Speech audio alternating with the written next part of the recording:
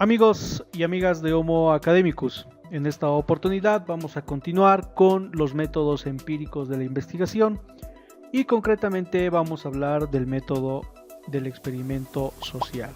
Vamos a ubicar el método del experimento social en el conjunto de los métodos de la investigación científica. Ya hemos visto los métodos teóricos, lógicos y conceptuales, como el análisis y la síntesis, la inducción y la deducción, el análisis abstracto y concreto, análisis histórico y lógico, el método teórico de la modelación y concretamente vamos a ver dentro de los métodos empíricos tenemos la medición, el experimento y el experimento social, ¿no? Es considerado como uno de los métodos que trata de recuperar la experiencia del experimento o valga la redundancia, el carácter experimental de las ciencias naturales, pero en la ciencia social. Vamos a hacer una breve recapitulación de lo que son los métodos empíricos del conocimiento. Los métodos del conocimiento empírico están dirigidos a revelar y explicar las características observables de los hechos reales y suponen determinadas operaciones prácticas, tanto con los objetos estudiados como con los medios materiales del conocimiento utilizado.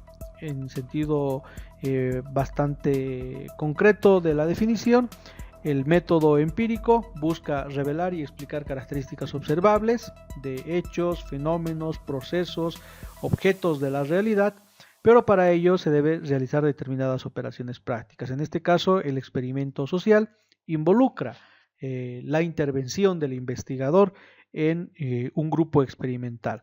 Muy bien, vamos a entrar en materia y vamos a tratar de manera concreta en qué consiste el método empírico del experimento social.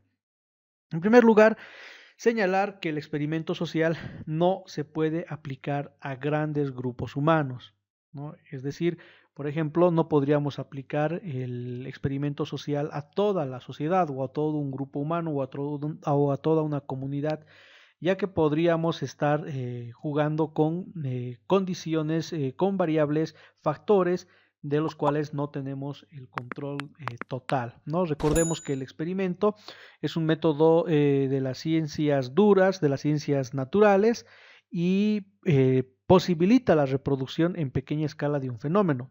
Pero en las ciencias humanas nosotros no podemos reproducir un fenómeno social en un laboratorio, ¿no? Por ello el experimento social va a tener siempre limitaciones y una de esas limitaciones de manera concreta va a tener que ver con que solamente se va a aplicar a pequeños grupos humanos. Puede ser grupos, por ejemplo, de estudiantes, de universidades, de escuelas, de institutos, pequeños grupos de barrio, familias, etcétera, etcétera. Pero lo que sí, no se va a poder trabajar con grupos humanos de mayor alcance. Muy bien, el experimento de laboratorio se aplica en el campo del análisis de pequeños grupos, como ya se ha señalado anteriormente, y es posible el uso del experimento social en disciplinas como la sociología, la psicología, la publicidad, la pedagogía, etcétera, etcétera.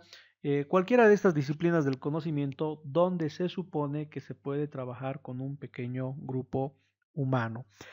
Aquí tenemos una ilustración donde básicamente nos señala que el experimento social funciona de dos maneras, ¿no?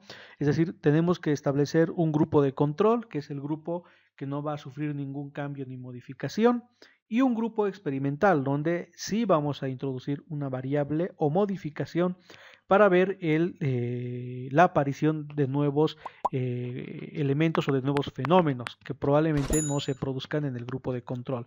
Entonces, por ejemplo, ahí tenemos una banda de música que toca mientras los estudiantes están pasando clases y en el grupo de control no tenemos absolutamente ningún tipo de interferencia en el proceso educativo que están viviendo los estudiantes en la ilustración presentada.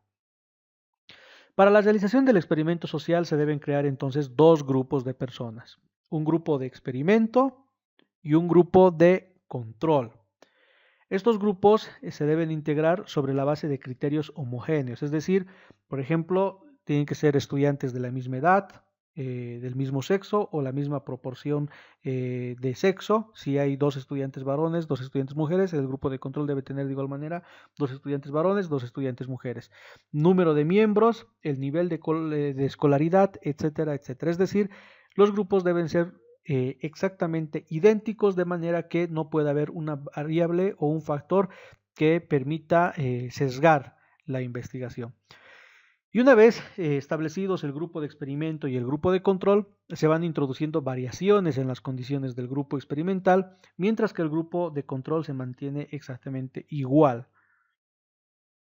Y se comparan los cambios del grupo de experimento con el estado del grupo de control para determinar las relaciones entre las variaciones introducidas y los resultados obtenidos.